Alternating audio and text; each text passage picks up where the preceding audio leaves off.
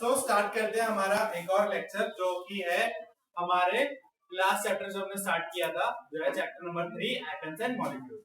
ठीक है, तो हमने उसमें बात कर ली थी कि law of constant conservation of mass क्या होता है, लॉ ऑफ कांस्टेंट प्रोपोर्शन क्या होता है, एलिमेंट क्या होता है, मॉलिक्यूल क्या होता है ना, इन सब के बारे में बात कर ली थी हमने। हाँ, आज की क्लास में हमें बात करनी है कि डाल्टन्स एटॉमिक थ्योरी क्या है, उसको हमें पूरी तरीके से समझना है। ठीक है, एक एक पॉइंट जितने पॉस्टुलेट थे, 6 पॉस्टुलेट थे, तो 6 पॉस्टुलेट के बारे में मैं बताऊंगा आपको। हाँ, और एक एक करके इसको हम समझेंगे। ठीक है, लिख तो लिए होंगे, मैंने होमवर्क भी दिया था ना। तो अब स्टार्ट करते हैं डाल्टन्स एटॉमिक थ्योरी के बारे में। तो डाल्टन्स एटॉमिक थ्योरी, ठीक है, हिंदी में लिख लो ना, लिख दोगे ना। तो अब तो इस थ्योरी के अकॉर्डिंग ये बात डाल्टन ने कही थी कि जितने भी मैटर है हमारी पृथ्वी में प्रेजेंट, वो सारे के सारे कुछ छोटे पार्टिकल से मिलके बने, चाहे वो मैटर हमारे मॉलिक्यूल्स हो, कंपाउंड्स हो या मिक्सचर हो, सबके सब किससे बने हैं, स्मॉल पार्टिकल से मिलके बने हैं। और इन स्मॉल पार्टिकल्स को हमने क्या नाम दिया है, एटम। ठीक है, तो डायरेक्टली क्या ये जो डाल्टन एटॉमिक थ्योरी क्या कहना चाहती है, ये कहना चाहती है कि दुनिया में जितने भी मैटर हैं वो सबके सब किससे बने हुए हैं, एटम से बने हुए हैं। किससे बने हुए हैं, एटम से बने हैं। ठीक है, तो और ये जो पार्टिकल्स होते हैं ये ऐसे पार्टिकल होते हैं जिनको डिवाइड नहीं किया जा सकता है, इनको विभाजित नहीं किया जा सकता है, इनडिविजिबल होते हैं। क्या होते हैं, इनडिविजिबल मतलब अभाज्य होते हैं। क्या होता है, अभाज्य होते हैं, इनको और भाग नहीं किया जा सकता। ठीक है, विभाज्य। ठीक है, समझ में आ गया, अविभाज्य जो भी है। ठीक है, तो ये क्या कहता है कि all the matter is made up of small particles called atom, ठीक है। सारे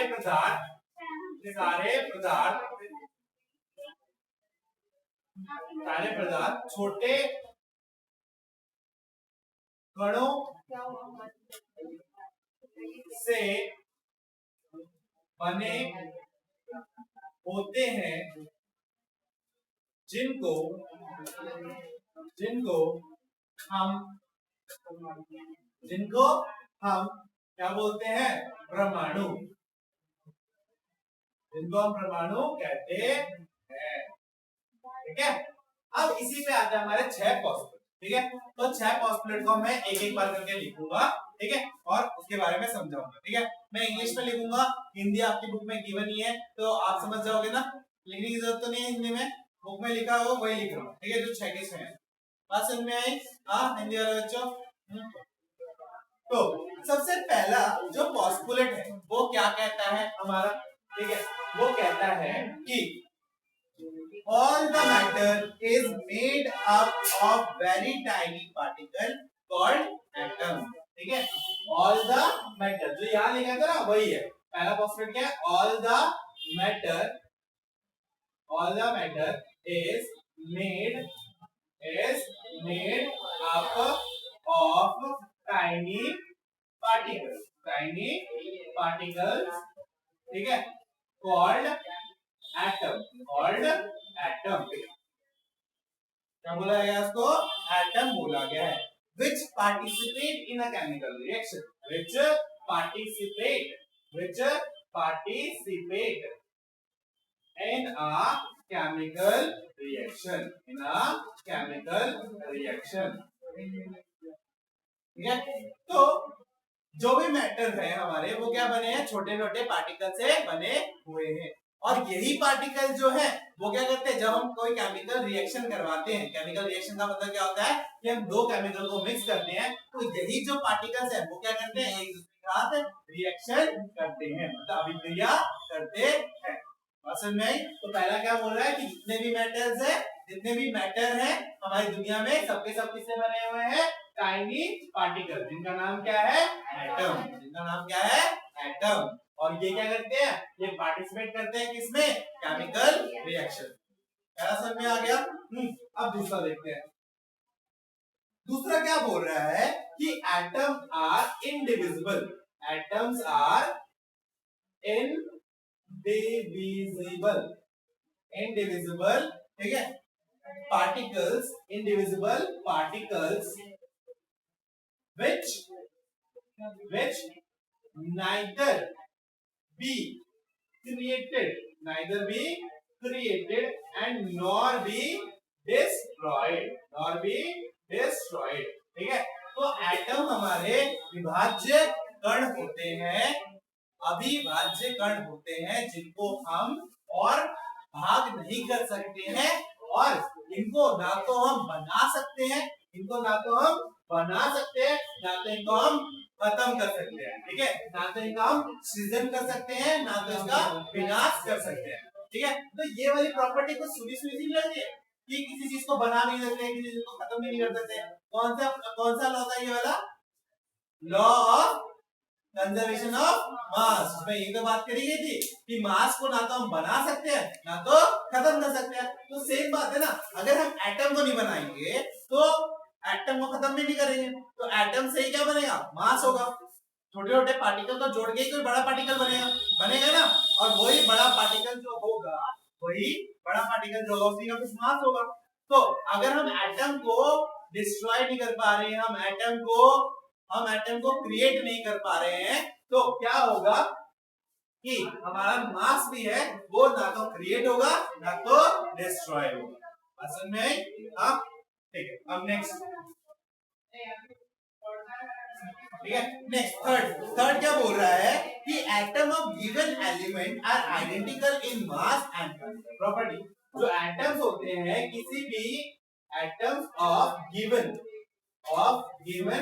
एलिमेंट आर आइडेंटिकल, ठीक है, are identical in mass and ठीक है, इन मास एंड क्या, केमिकल प्रॉपर्टीज, ठीक है। लेट सपोज मैंने क्या लिया, एक चीनी का दाना लिया, ठीक है। अब जो चीनी का दाना है, तो चीनी के दाने के अंदर जितने भी छोटे छोटे पार्टिकल्स होंगे, उन सबकी जो प्रॉपर्टी होगी वो किससे मैच करेगी, चीनी से। चीनी मीठा है तो उसके छोटे कण भी क्या होंगे, मीठे ही होंगे, है ना। और फिर जो चीनी है उसका जितना वेट, मतलब अगर बड़ा वाला है उसमें जितने छोटे पार्टिकल्स होंगे सबका वेट क्या होगा, सेम होगा। मतलब चीनी के अंदर जितने भी एटम्स होंगे, सारे एटम्स का वेट क्या होगा, बराबर होगा ना। ऐसा तो नहीं कि एक ज्यादा होगा एक कम होगा, नहीं। अगर एक ज्यादा एक कम होगा तो वो उसके पार्ट है ही, है ना। अगर वो एक ही चीनी के दाने का हिस्सा, तो चीनी के दाने में जितने भी एटम होंगे सबकी केमिकल प्रॉपर्टी क्या होगी, सेम, और सबकी क्या होगी, जो मास होगा वो भी क्या होगा, सेम होगा। बट अगर मैं यहीं पे बात करूं चीनी के और नमक के, ठीक है, तो चीनी और जो नमक के होंगे उन दोनों की प्रॉपर्टी क्या होगी, अलग अलग। अगर प्रॉपर्टी अलग है तो मास भी क्या होगा, अलग अलग होगा, है ना। तो चीनी भारी होती है, नमक क्या होती है, हल्की होती है ना। तो ऐसा डिफरेंस आ सकता है, ठीक है। तो अगर हम डिफरेंट क्या लेंगे, एलिमेंट्स लेंगे, तो उनके जो मास होंगे और उनकी जो केमिकल प्रॉपर्टीज होंगी वो क्या होंगी, अलग होंगी। ये हमारा क्या है, चौथा पोस्टुलेट है। चौथा पोस्टुलेट क्या बोलते हैं, एटम्स ऑफ डिफरेंट एलिमेंट। क्या है, atoms of different element. Element का मतलब होता है ना तत्व, एलिमेंट का मतलब है तत्व, ठीक है। Are different in mass and chemical properties, समझ में आ गया?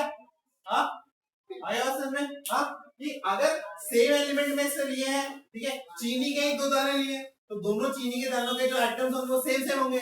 बट एक दाना मैंने चीनी का लिया, एक दाना मैंने नमक का लिया, तो दोनों के प्रॉपर्टीज और मास क्या होंगी, अलग अलग होंगी। तो यही दो बातें थर्ड और फोर्थ में बताई गई है। समझ में आई? हाँ, अब नेक्स्ट क्या है, फिफ्थ वाला, फिफ्थ वाला देखो क्या बोल रहा है कि atom combine in the ratio of small whole number to form compound.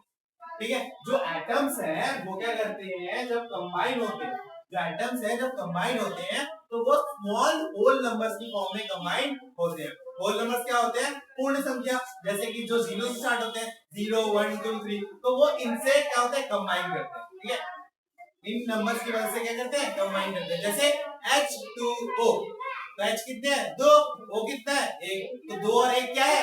Whole number है। 2 और 1 क्या है? होल नंबर है। ठीक है, सिर्फ H2 लूंगा तो 2 क्या है? होल नंबर है ना? O है ही नहीं तो 0 है, तो 0 भी क्या है? होल नंबर है। हाँ, तो एटम जो है एटम कंबाइंस, एटम कंबाइन, ठीक है, combine in the ratio, in the ratio, in the ratio, in the ratio of small whole number, small whole number, ठीक है, to form a compound, to form a compound, form compound, यौगिक बनाने के लिए जो atoms होते हैं वो क्या करते हैं? स्मॉल होल नंबर में जुड़ते जाते हैं। समझ में आई? हाँ, ठीक है। अब नेक्स्ट क्या है कि नेक्स्ट जो एसोसिएटेड है वो कौन से वाले लॉ से है? वो है law of constant proportion. Law of constant proportion हमें क्या बोलता था कि अगर हम कोई कंपाउंड बना रहे हैं तो उसमें दो चीजों का जो प्रोपोर्शन होगा, हाँ, वो क्या होगा? सेम, मतलब सेम क्या होगा? समानुपातिक होगा। ठीक है, उनका जो अनुपातिक होगा या समानुपातिक होगा वो क्या होगा? सेम होगा। जब भी हम बनाएंगे, जैसे मैंने वाटर की बात करी थी, तो वाटर की जब बात करी थी उसमें मैंने क्या बोला था कि एक पार्ट क्या होगा मेरा? हाइड्रोजन होगा, और 8 पार्ट क्या होंगे मेरे? Oxygen, hydrogen. ठीक है, तो पानी मतलब जो हाइड्रोजन है वो 1 ग्राम होना चाहिए और जो ऑक्सीजन है वो कितना होना चाहिए? 8 ग्राम। जब ये कॉम्बिनेशन होगा तभी क्या बनेगा? वाटर बनेगा। तो ये क्या है? कांस्टेंट है। ये क्या है? कांस्टेंट है, ये कभी भी चेंज नहीं होगा। असल में अगर इस कॉम्बिनेशन में नहीं मिलेंगे तो वाटर नहीं बनेगा। असल में तो इसके बाद तो ये था रिलेटिव नंबर। क्या है नेक्स्ट? क्या है? The relative number and kinds of atoms are constant in a given compound, ठीक है, एक कंपाउंड के अंदर जितने भी एटम हम यूज करते हैं वो क्या होते हैं? एक फिक्स, क्या होता है? एक फिक्स नंबर में होते हैं। असल में क्या होते हैं? एक फिक्स नंबर में होते हैं, जो कि हमें लॉ ऑफ कांसेप्ट भी समझाता है। असल में आगे डेल्टन्स की एटॉमिक थ्योरी क्या होती है? हाँ, सारे फॉस्फेट समझे होंगे। हाँ, बस। तो अब अगर हम आए तो अगर हम इंडेक्स का थर्ड और फोर्थ क्वेश्चन में, कौन सा क्वेश्चन? थर्ड और फोर्थ क्वेश्चन ध्यान से देखें। तो थर्ड क्वेश्चन हमें बोलता है कि which postulate of Dalton's atomic theory is the result of law of conservation of mass? कौन सा है? सेकेंड वाला। अभी मैंने बात करी थी ना, कौन सा है? सेकेंड वाला। क्यों है सेकेंड वाला? क्योंकि ना तो हम इसमें किसी चीज को क्रिएट कर सकते हैं, ना तो इसमें किसी चीज को डिस्ट्रॉय कर सकते हैं, है ना? सेम किसमें था? Law of mass of conservation. ठीक है, law of conservation of mass में एक था ना कि ना तो हम मास को डिस्ट्रॉय कर सकते हैं, ना तो हम मास को क्या कर सकते हैं? क्रिएट कर सकते हैं। अब नेक्स्ट क्या है हमारा? कि नेक्स्ट क्वेश्चन, फोर्थ क्वेश्चन क्या बोल रहा है कि which postulate of Dalton's atomic theory, ठीक है, can explain the law of definite proportion? ठीक है, कौन सा डाल्टन का पोस्टुलेट है जो क्या करे? समानुपातिक उसको बताता है। समानुपातिक कौन सा वाला? सिक्स्थ वाला। बताया था ना, सिक्स्थ वाला ही तो बात करते हैं कि जो भी कंपाउंड बनेगा वो एक फिक्स नंबर ऑफ में बनेगा। ठीक है, तो दोनों क्वेश्चन क्लियर है? कर लोगे? हाँ, नहीं तो वीडियो से देख के आंसर लिख। ठीक है, बैठाओ ये। हाँ, बैठाओ, आगे बढ़े। तो अब हमें जिस बारे में बात करनी है उसका नाम है एटम। चैप्टर स्टार्ट किया तब से मैं स्मॉल पार्टिकल्स बोल रहा हूँ। तो स्मॉल पार्टिकल्स को क्या बोलते हैं? एटम बोलते हैं। जो छोटे कण होते हैं उनको क्या बोला जाता है? परमाणु बोला जाता है। तो इस परमाणु के बारे में हम बात करेंगे, ठीक है। तो इस परमाणु को समझाने के लिए बहुत अच्छा एग्जांपल हमारी बुक में ही दे रखा है, ठीक है। तो बुक में एग्जांपल क्या दे रखा है वो समझा, ठीक है। लेट्स सपोज जब एक घर बनता है, जब एक मकान बनता है तो उसमें कुछ कमरे बनते हैं ना, और उन कमरों को बनाने के लिए हम ईंटों का इस्तेमाल करते हैं, और उन ईंटों को बनाने के लिए हम रेत का इस्तेमाल करते हैं। और जो रेत के जो कण होते हैं, वो क्या होते हैं? हमारे एटम्स होते हैं। क्या होते हैं? एटम्स होते हैं। समझ में आया? मकान के अंदर कमरे के अंदर ईंट के अंदर रेत के कण, वो क्या होते हैं? हमारे एटम्स होते हैं, ठीक है। तो एटम्स क्या होते हैं? Atoms are the smallest part of the matter. क्या होता है? Atom smallest part of the matter, ठीक है। तो जितने भी स्मॉलेस्ट पार्ट है वो क्या बोला जाएगा? एटम। तो एटम की डेफिनेशन लिख लीजिए, परमाणु अलग से लिख लो।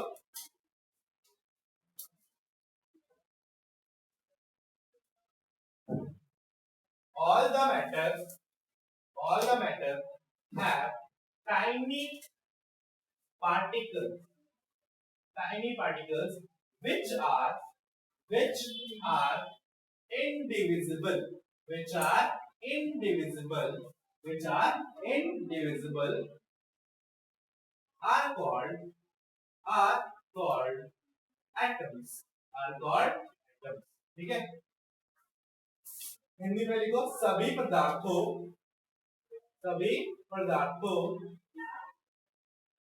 के अंदर छोटे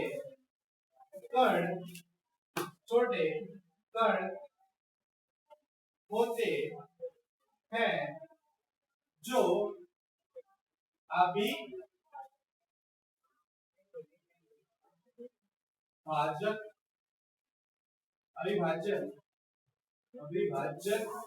होते हैं, उनको परमाणु कहा जाता है।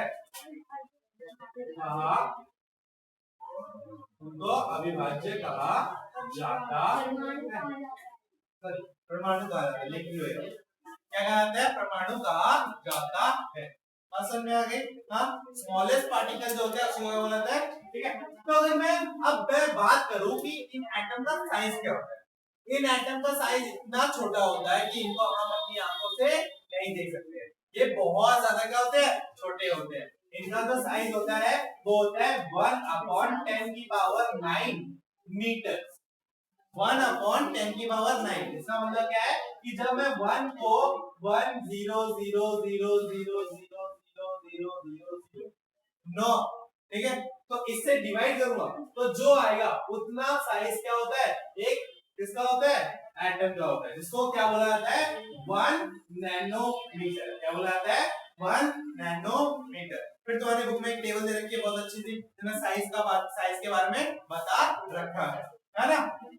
तो इसको देखते हैं। तो यहां तक क्लियर है सबको? हाँ, एटम क्या होता है? हाँ,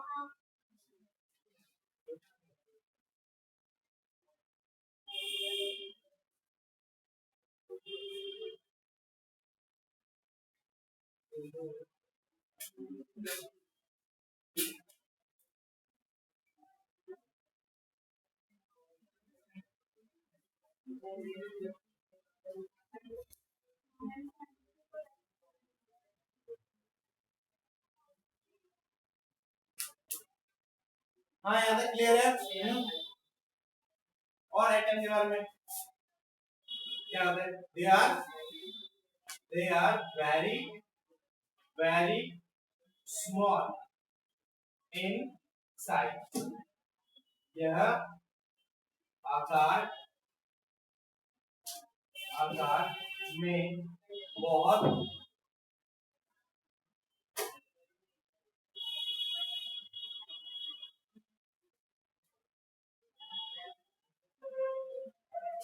छोटे होते हैं। अब एटम भी गोल होते हैं, एटम भी क्या होते हैं, गोल होते हैं, तो इनके अंदर भी क्या होती है, रेडियस होती है। क्या होती है, रेडियस होता है इनके अंदर भी। क्या होता है, रेडियस। ठीक है, एटम क्या होते हैं, गोल होते हैं, तो इनके अंदर भी क्या होती है, रेडियस। तो इस रेडियस को क्या बोला जाता है, एटॉमिक रेडियस। क्या बोला जाता है, एटॉमिक रेडियस। ठीक है, the radius, the radius of atom, the radius of atom is called atomic radius. ठीक है, एटॉमिक रेडियस। ठीक है, जो परमाणु का, परमाणु की त्रिज्या को, परमाणु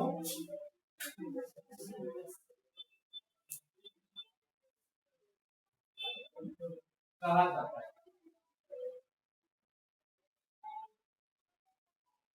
ठीक है, परमाणु की त्रिज्या को परमाणु त्रिज्या कहा जाता है। ठीक है, जो रेडियस होती है एटम की उसको क्या बुलाते हैं, एटॉमिक रेडियस। ठीक है, it is measured in nanometre, it is measured in nanometre. यह नैनो, गाड़ी आ गई नहीं बाद में भाई, नैनोमीटर में मापा जाता है, मापा जाता है। समझ में आए? हाँ, तो और एटम को हम अपनी आंखों से नहीं देख सकते, एटम को देखने के लिए हमें क्या चाहिए, to see atom we need powerful, powerful microscope, powerful microscope. कैसा माइक्रोस्कोप चाहिए होता है, कंपाउंड, कंपाउंड माइक्रोस्कोप। ठीक है, परमाणु को देखने के लिए, देखने के लिए, के लिए हमें, हमें बहुत बहुत ताकतवर, शक्तिशाली, वेरी गुड, शक्तिशाली, शक्तिशाली माइक्रोस्कोप चाहिए, सूक्ष्मदर्शी, सूक्ष्मदर्शी,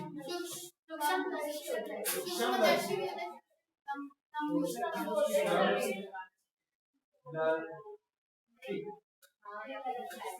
उपकरण चाहिए होगा।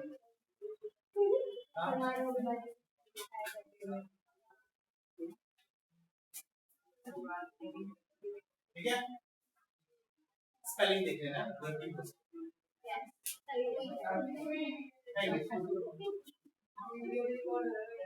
कोई बात नहीं, वीडियो तो तुम ही देखने वाले हो, वो भी गलती से कहीं हाथ पड़ गया नहीं, मतलब जब से मैं वीडियो अपलोड कर रहा था, घर पे जाके दोबारा अपने रिवाइज करना है, ये सच बता, वो नहीं करता, सच बता, मैं इतना अच्छा पढ़ाता हूं, यही समझ आएगा, इतनी झूठ बोलेंगे नहीं, झूठ ये नहीं है कि मैं अच्छा नहीं पढ़ाता, झूठ ये है तुम समझ में आ रहा है,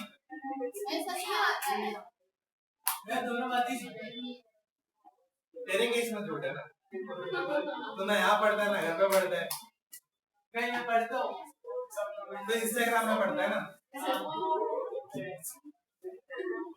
हाँ भाई, ये हो गया। अब आगे बात करें, हाँ बात करें, उपकरण,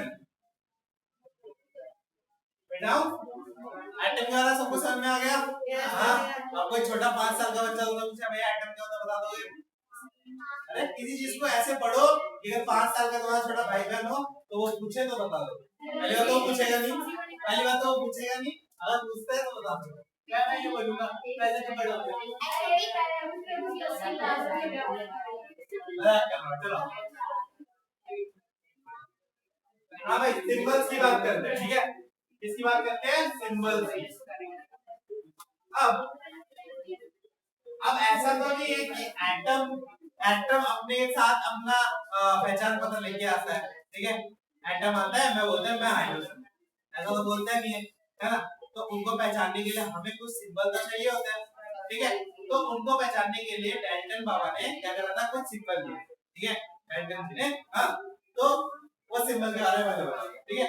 जो सिंबल डाल्टन ने दिए थे उसके बारे में बता रहा हूँ। फिर आज के टाइम में जो सिंबल हम यूज करते हैं पूरे वर्ल्ड वाइड के बारे में बताओ, ठीक है। जो डाल्टन ने दिए थे उनको बोला जाता है डाल्टन सिंबल्स, और जब जो हम अभी यूज करते हैं उनको बोला जाता है मॉडर्न सिंबल्स। तो तुमसे क्वेश्चन ऐसे भी पूछ सकते हैं कि हाइड्रोजन का डाल्टन सिंबल बताओ, ठीक है, या वो सिंबल बताओ हाइड्रोजन का जो डाल्टन ने दिया, ठीक है। तो तुम्हें दोनों ही याद करना इंपॉर्टेंट है। मॉडर्न वाला तुम्हारे लिए इसलिए इंपॉर्टेंट है क्योंकि आगे चल के सब कुछ तुम उसी मॉडर्न में ही पढ़ोगे, 9th में, 10th में, 11th में, 12th में, ग्रेजुएशन करो उसमें भी, ठीक है, गलती से पहुंच जाओ तो, है ना। ठीक है, समझ में आया। तो symbols of atom, symbols of atom, ठीक है, परमाणु के चिन्ह, परमाणु के चिन्ह, ठीक है। तो डाल्टन ने क्या दिया था वो बात करते हैं, ठीक है। इधर लिख रहा हूं मैं डाल्टन, डाल्टन सिंबल, ठीक है। इधर लिख रहा हूं मॉडर्न सिंबल, थोड़ा इधर देख लो ना क्या बता करते हैं।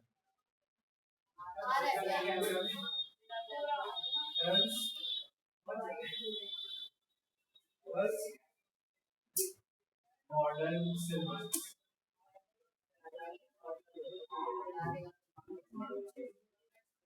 ठीक है। और इधर लिखता हूं मैं एलिमेंट्स या एटम्स, ठीक है।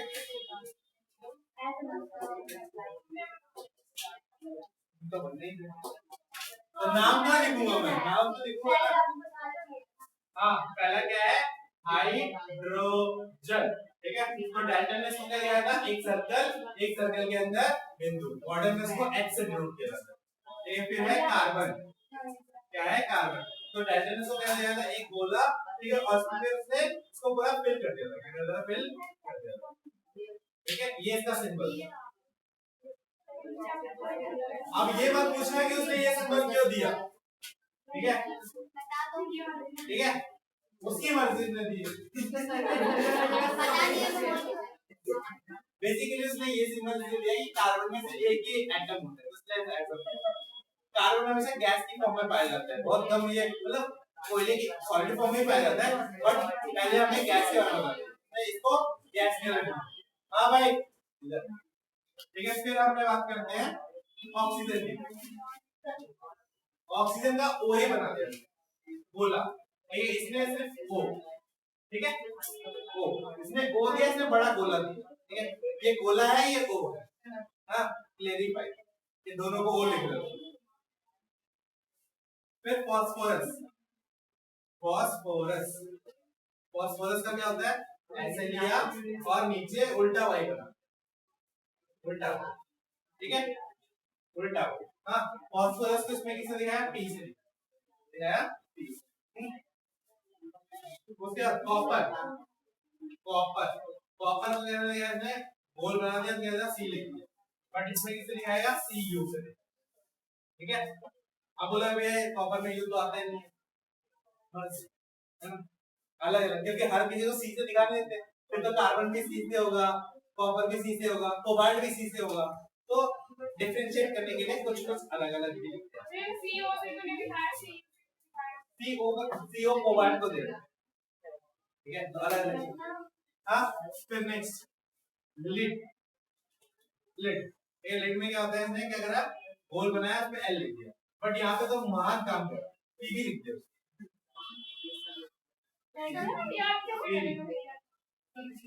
ठीक है। फिर गोल्ड, गोल्ड,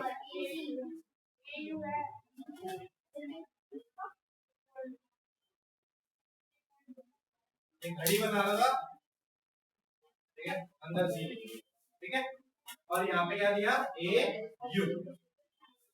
फिर नेक्स्ट है प्लैटिनम, प्लैटिना, प्लैटिना क्या क्या है, गोल्ड है और इसमें टी है। प्लैटिना का देखना पड़ेगा मुझे, याद क्या होता है प्लैटिना का, प्लेटिना का क्या होता है सिंबल मॉडल क्या नहीं इसका वो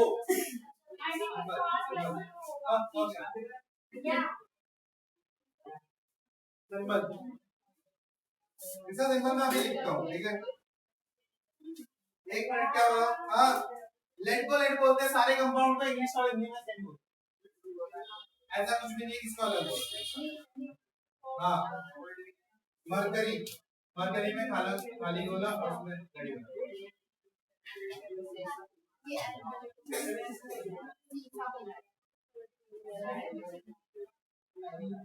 ठीक है मरकरी उससे ले जाते हैं Hg से ले जाते हैं Hg से ठीक है हाँ भैया प्लेटिना का क्या है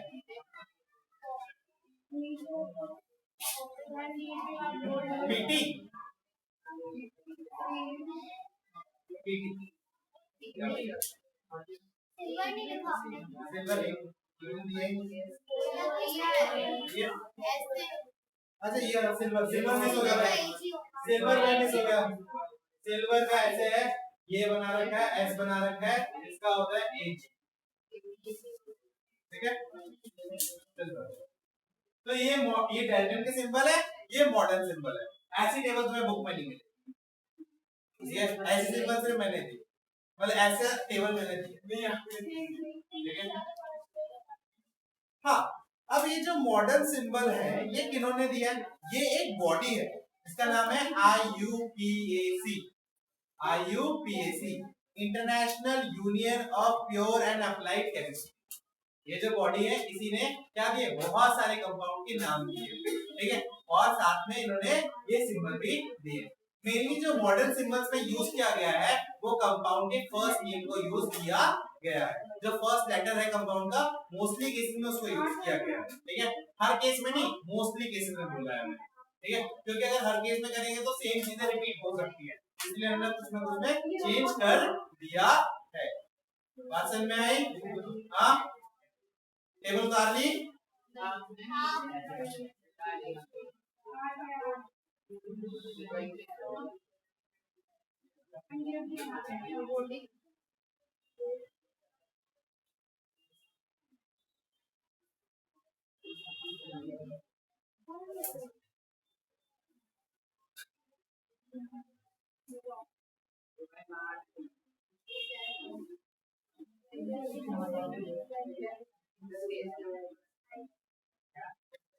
हाँ तुमने बोला ना कॉपर ग्राम Cu क्या है देखो हमारी इंग्लिश लैंग्वेज में और बाकी लैंग्वेज में लैटिन जो है उसका बड़ा रेफरेंस है बहुत सारे मैथ्स में भी हम सब करते हैं ना जो लैटिन से ड्राइव होते हैं लैटिन शब्दों से है ना लैटिन के शब्दों से तो कॉपर का जो नाम है लैटिन में वो है कुप्रम कुप्रम क्या है कुप्रम देखिए नहीं इंग्लिश में कॉपर है लैटिन वर्ड में क्या है कुप्रम तो कुप्रम का क्या ले लिया Cu ले लिया तो जहां पे तुम्हें लग रहा है ना कि ऑड है प्लैटिनम का Pt है तो शायद से ये नाम कहां से लिया गया है लैटिन नेम से कहां से लिया गया लैटिन जहां पे पहला लेटर है वो तो इंग्लिश से लिया गया है बट अगर कहीं पे अलग नाम है तो वो कहां से लिया गया है लैटिन वर्ड से लिया गया कहां से लिया गया है लैटिन ठीक है समझ में आ गई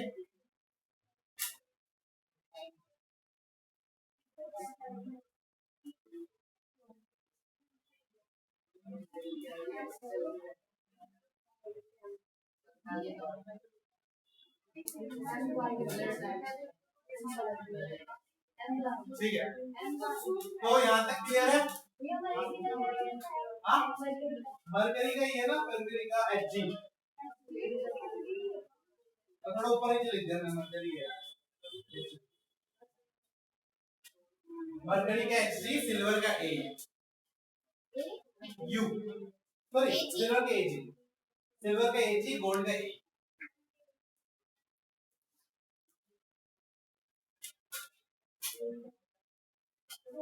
हाँ तो अब हम बात करेंगे किसके बारे में हम बात करेंगे एटॉमिक मास के बारे में क्या बात करेंगे एटॉमिक मास ठीक है तो एटॉमिक मास क्या होगा एटम का वेट एटम का जो मास होता है उसी को क्या बोला जाता है, एटॉमिक मास। बट इतना आसान ये है नहीं, ठीक है। इसमें क्या है समझो, atomic actual mass of atom of element are very very very very small, ठीक है। अब एटम इतना स्मॉल है, एटम ही इतना ज्यादा क्या है, स्मॉल है, तो उसका जो मास होगा वो भी क्या होगा, बहुत ज्यादा स्मॉल होगा, ठीक है। One atom of hydrogen has mass of 1.67 into 1.67 into 10 to power minus 24, 10 की पावर minus 24 grams, ठीक है। It is not convenient to use such small and complicated figure. अब जो हाइड्रोजन है उसका क्या है 1.67 into 10 to power minus 24। अगर मैं इसको लिखूं तो मुझे जीरो के बाद 22 जीरो लगाने पड़ेंगे, फिर 67 लेना पड़ेगा, तो कितना बड़ा नंबर बन जाएगा। अब हर बार इतना बड़ा नंबर एक कैलकुलेशन में लिखना, ये फिजिबल नहीं था और ये पॉसिबल नहीं था, है ना। कहीं पे एक जीरो की मिस्टेक हो जाएगी, और अगर एक भी जीरो की मिस्टेक हुई तो क्या हो जाएगा, कैलकुलेशन गड़बड़ हो सकती है ना। तो इतने बड़े चीज को हमने लिया, फिर हमने क्या करा, कुछ डिसाइड करा। क्या डिसाइड करा, therefore it is necessary to define atomic mass in such a way that we get simpler form of it। अब क्या हुआ कि अब इतना बड़ा डिजिट आएगा, तो इसका इसको यूज करना बहुत पॉसिबल नहीं था। तो हमें अब क्या करना, एक जरूरत आन पड़ी कि हमें एक एटॉमिक मास को क्या करना पड़ेगा, डिफाइन करना पड़ेगा, ताकि हमें इतनी बड़े नंबर से क्या मिले, छुटकारा मिले। तो क्या किया इन्होंने, क्या करा कि डिफाइन एटॉमिक मास, ठीक है। In order to understand present definition of atomic mass, we should know first meaning of carbon 12 atom, ठीक है। सबसे पहले हमें क्या समझना पड़ेगा कि कार्बन 12 एटम का मतलब, क्योंकि जब तक हमें ये समझ में नहीं आएगा कि कार्बन 12 एटम है क्या, तब तक हमें एटॉमिक मास का कॉन्सेप्ट आएगा ही नहीं। समझ में, हाँ। प्रॉब्लम समझ गए, एटॉमिक मास क्या था। अगर हम एक्चुअल एटॉमिक मास देखें तो वो क्या आएगा, बहुत बड़ा आएगा, ठीक है, जिसको यूज करना पॉसिबल नहीं होता, इसीलिए हमारे पास क्या जरूरत आई कि हम हमारा जो एटॉमिक यूनिट है उसको क्या करें, डिफाइन करें, एटॉमिक मास की यूनिट को क्या करें, डिफाइन करें, ठीक है। जैसे हम वेट नापने के लिए ग्राम, किलोग्राम ऐसा करते हैं ना, तो हमें ऐसी कोई क्वांटिटी चाहिए थी जो क्या कर सके, एटम के मास को मेजर कर सके, है ना। बात समझ में, हम ऐसे तो मेजर कर लेते ना, ग्राम, किलोग्राम, मिलीग्राम, है ना, ऐसे करते हैं ग्राम, हाँ। तो बट ऐसा जो ये सेंटीग्राम, जो मिलीग्राम, इससे भी कम तो और नहीं कर सकते, ठीक है। तो इनके लिए कोई और यूनिट नहीं थी, इसीलिए हमारे पास जरूरत क्या है, एक नई यूनिट। बट अब इस नई यूनिट को समझने से पहले हमें क्या करना पड़ेगा, हमें एक टर्म समझनी पड़ेगी, जो टर्म है कार्बन 12 एटम। क्या है, कार्बन 12 एटम।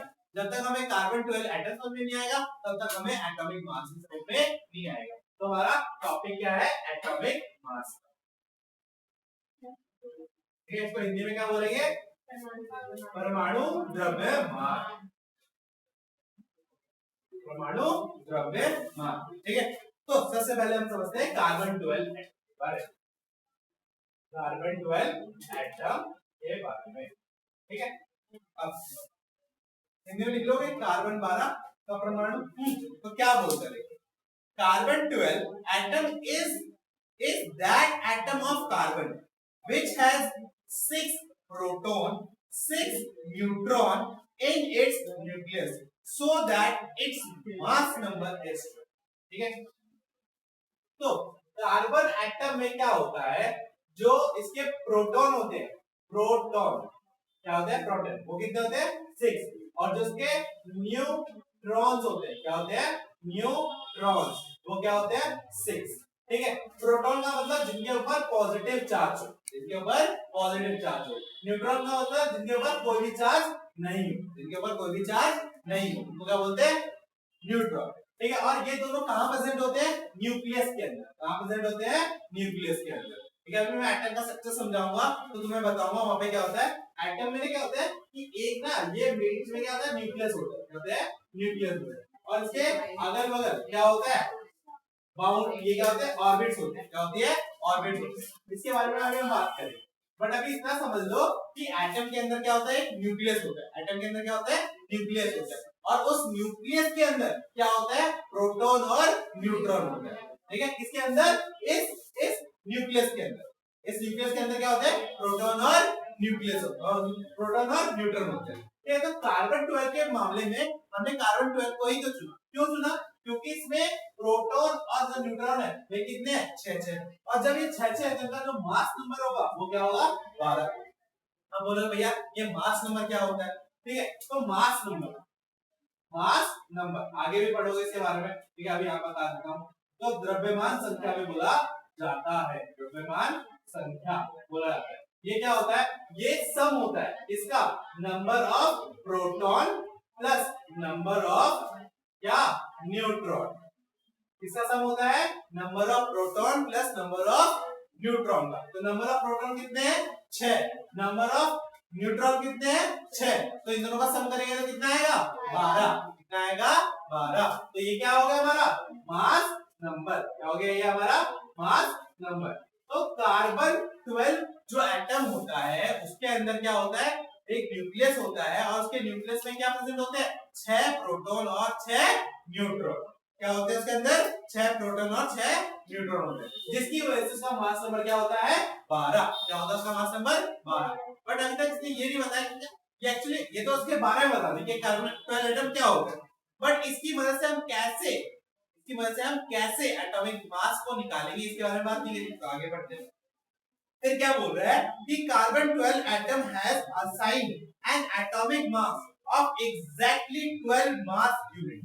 तो कार्बन 12 का जो एटम है इसका जो मास है वो एग्जैक्टली कितना है, 12। ठीक है, इसका मास नंबर भी कितना है, 12, और इसका एग्जैक्ट मास कितना है, वो भी 12 है। क्या है, 12 है। तो इसका जो मास नंबर है, और जो मास है वो दोनों क्या है, बराबर है। क्या है, वो बराबर है। जो एक्चुअल मास है, इसका एक्चुअल मास है, उसका जो मास नंबर है वो क्या है, बिल्कुल बराबर है। क्या है, बराबर। तो एटॉमिक, इसीलिए इसको क्या लिया गया, एटॉमिक, जो कि इसके इक्वल है 12 एटॉमिक मास यूनिट के, जो कि इसके इक्वल है 12 एटॉमिक मास यूनिट, इसके इक्वल है 12 एटॉमिक मास यूनिट, इसके इक्वल है 12 atomic mass unit, atomic mass unit. इसका मतलब क्या है, परमाणु के द्रव्यमान की इकाई। ठीक है, परमाणु के द्रव्यमान की इकाई। ठीक है, तो जितना इसका मास नंबर है उतना इसका क्या है, एक्चुअल मास है, और दोनों कितना है, 12 AMU। कितना है, 12 AMU, the atomic mass unit. ठीक है, अब उसके बाद तो इसको हम शॉर्ट फॉर्म में क्या लिखते हैं, AMU। क्या लिखते हैं इसको शॉर्ट फॉर्म में, AMU। क्या लिखा जाता है इसको शॉर्ट फॉर्म में, स्मॉल a स्मॉल m और u, AMU। ठीक है, therefore उसके बाद क्या हो रहा है कि but these days atomic mass unit is defined by the letter U। अब क्या होता है, बट आजकल जो एटॉमिक मास है, क्या होता है एटॉमिक मास, ये किससे डिनोट होता है, ये स्मॉल u से डिनोट होता है, स्मॉल u से।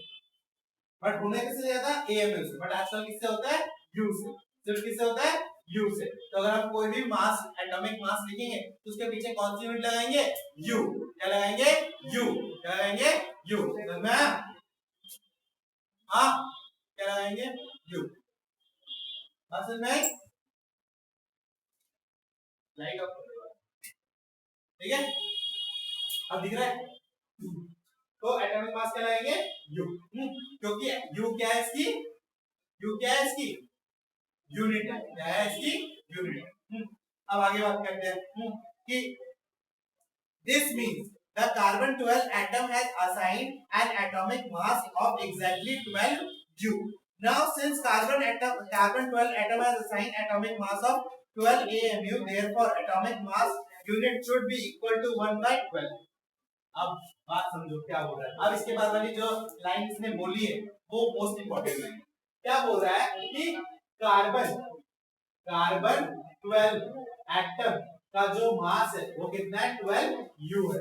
कितना है 12 यू। और इसमें कितने एटम है, कितने एटम है 12 है ना।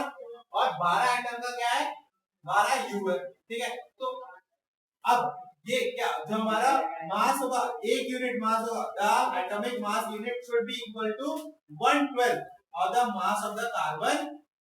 अब अगर मैं इसका 12वां हिस्सा कर दूं, इसको 12 हिस्से में डिवाइड कर देता हूं, अब तो एक मास यूनिट क्या हो गया, एक यू इज इक्वल टू क्या रहेगा कार्बन के 112 ऑफ कार्बन 12 एटम।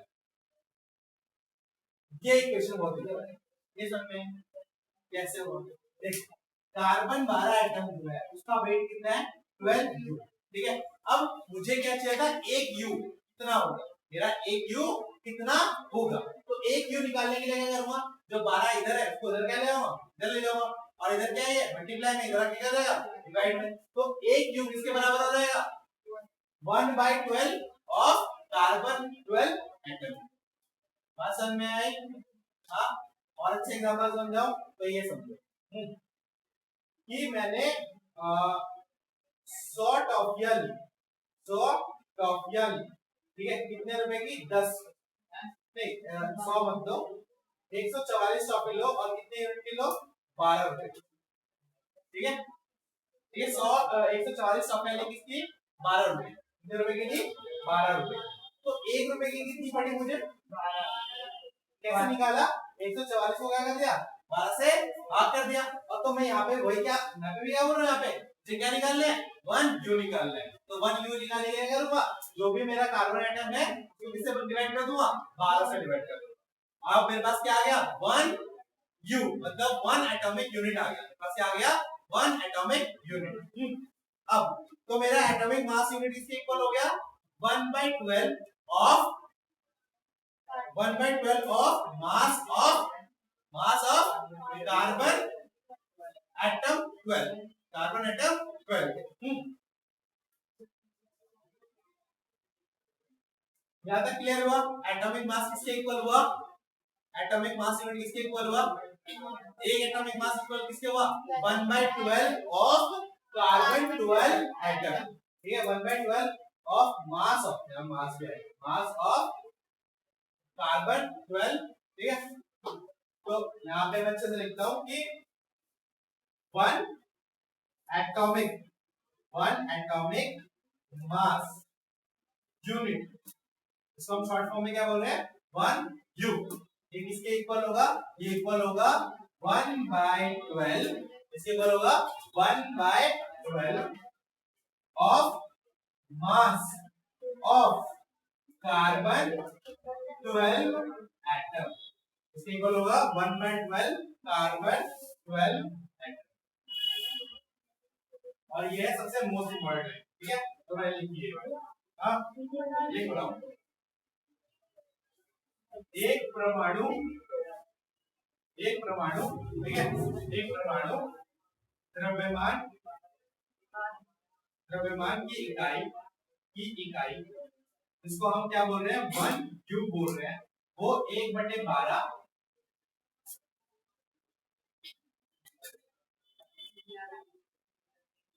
कार्बन 12 परमाणु के 1/12 द्रव्यमान के 1/12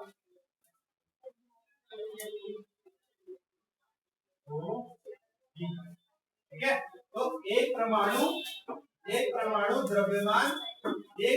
द्रव्यमान की इकाई जिसको हम एक यू बोल रहे हैं वो कार्बन 12 परमाणु के द्रव्यमान के 1/12 हिस्से के बराबर होगी। बात समझ में आई।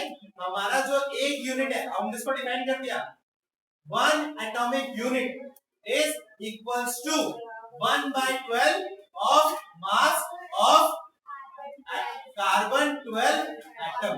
ठीक है। तो तुमसे अगर कोई पूछता है कि एटॉमिक मास यूनिट क्या होता है तो तुम क्या बोलोगे, it is equals to 1/12 mass of carbon 12 atom. ठीक है, तो हमने डिफाइन कर दिया। जैसे हमारे पास एक बार बताओ, ये 1U मतलब क्या है कि ये 1 जैसे हम 1 kg क्या बोलते हैं, 1 kg इक्वल्स टू 1000 ग्राम, और फिर 1 ग्राम इक्वल्स टू कुछ बोलते हैं कि मेरा 1 ग्राम इसके इक्वल होगा, तो मैं क्या बोल रहा हूं, मेरा 1U इसके इक्वल होगा। अब सीरियसली सोचो, तुम्हें 1 किलो जो सामान लेते हो तो दुकानदार उस 1 किलो सामान को किससे कंपेयर करता है, जो वेट्स होते हैं उसके पास 1 किलो वाला वेट होता है ना। अब बताओ, सोचो उस 1 किलो वाले वेट को क्या सोच के किसके उससे बनाया होगा,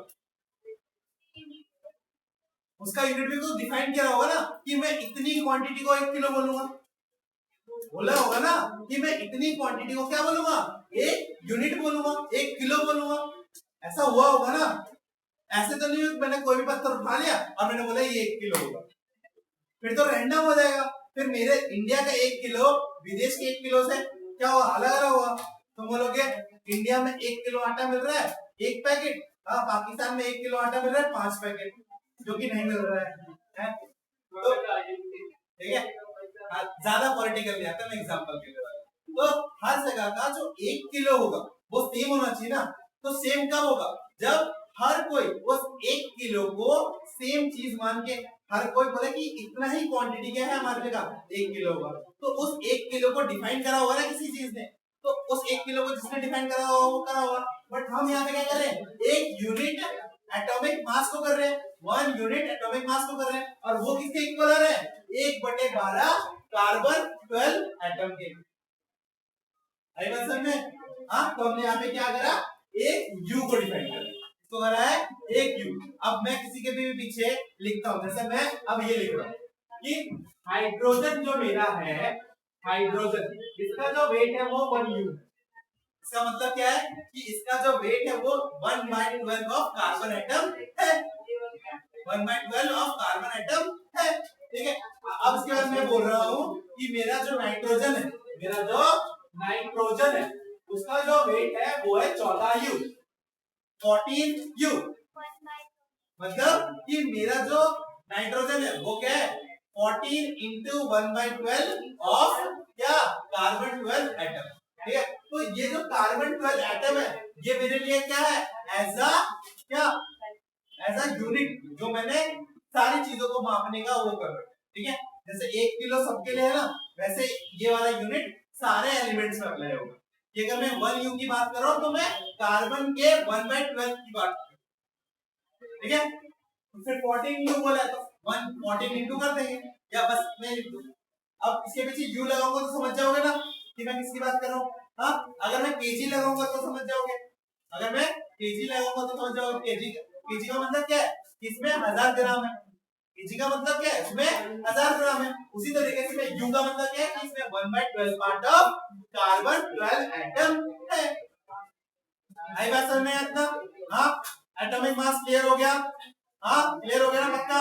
ठीक है, तो आज का जो आपका होमवर्क है वो क्या है कि जितने भी एलिमेंट आपकी एनसीईआरटी बुक में एटॉमिक मास से पहले दे रखा है, एटॉमिक मास वाले टॉपिक से पहले दे रखा है, ठीक है, उससे पहले जितने भी एलिमेंट दे रखे उन सबके क्या याद करके आओगे, मॉडर्न सिंबल्स। क्या याद करके आओगे, मॉडर्न सिंबल। और मैं कल आते ही सबसे पहले मॉडर्न सिंबल सुनूंगा, फिर क्लास स्टार्ट करूंगा। असल में हाँ, ये वाला हाँ, तो क्या हुआ, कल मैथ्स तो सुनूंगा मैं, पहले मैं साइंस सुनूंगा फिर मैथ्स की क्लास स्टार्ट करूंगा। ठीक है, कल 6 बजे आना है सुबह वाले बच्चों को। ठीक है, हाँ, समझ में आ गया? जाने के लिए नहीं बोला, होमवर्क तो सुन लो। हाँ, और साथ में एटॉमिक मास भी याद करके आओगे। ठीक है, जैसे कार्बन का 12U है और नाइट्रोजन का 14U है, हाइड्रोजन का 1U है, ऑक्सीजन का 16U है, ये सारा का सारा याद होके आना चाहिए। ये 2 चीजें याद होके आनी चाहिए। समझ में आई बात? हाँ, तो आज के लिए बस इतना ही करते हैं। ठीक है, होपफुली आपको सब समझ में आ गया होगा। ठीक है, तो अब मिलते हैं कि कल की क्लास में। ठीक है।